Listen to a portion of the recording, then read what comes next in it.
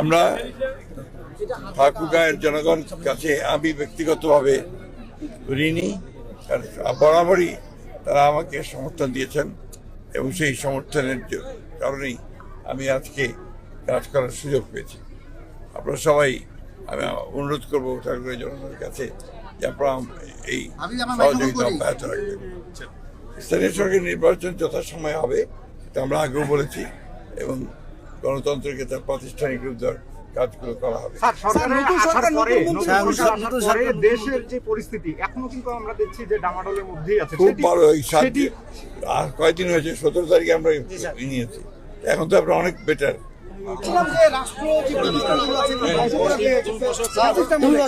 এখন আবার প্রাতিষ্ঠানিক রূপ দেওয়ার কথা কাজ করা হচ্ছে।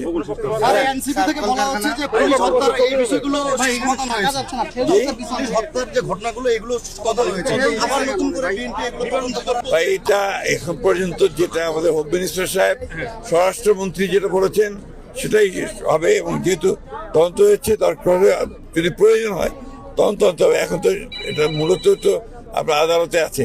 এনসিপি বলছে যে এটা মীমাংসিত বিষয়, এটা নিয়ে আবার কেন বাড়াবাড়ি? এনসিপি কে জিজ্ঞেস করেন।